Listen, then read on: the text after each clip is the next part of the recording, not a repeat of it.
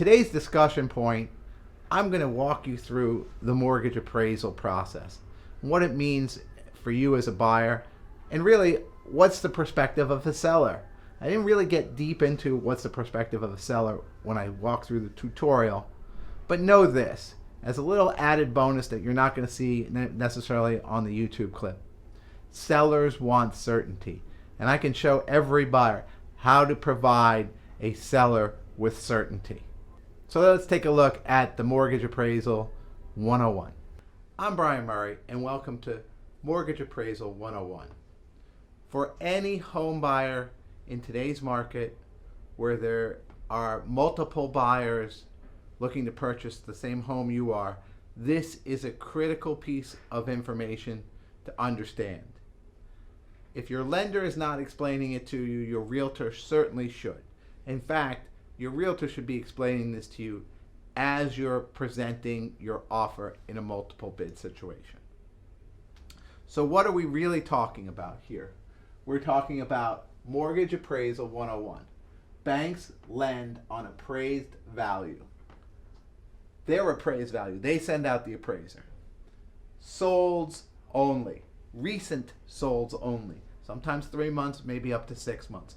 But they use sold information. Not under contract, not what's on the market today. Sold, closed, that they can track. So for example 1, contract price of $800,000. The down payment for the buyer, you, 20%, $160,000. Straightforward. Appraiser comes in, bank appraised price, $800,000. Matches up with the contract price. The bank loans 80% of the appraised value. So they lend $640,000. You put down $160,000. That's $800,000. It's the same as the contract price. Easy peasy. You get your loan. You move on. However, in example 2, contract price still $800,000. You still have your down payment 20%, $160,000. However, the appraised price that the bank comes in with is $750,000. Bank loans 80% of the appraised. That's $600,000. So you have your $160,000, your $600,000. That's a total of $760,000. Now hold on. Contract price is $800,000. Where does the other $40,000 come from? Guess what? It comes from you, Mr. Buyer, Mrs. Buyer, or the deal falls apart. Now, what happens here is this is where it's really important when you're looking at presenting an offer with a bigger down payment. I'm putting down 25%. I'm putting down 30%.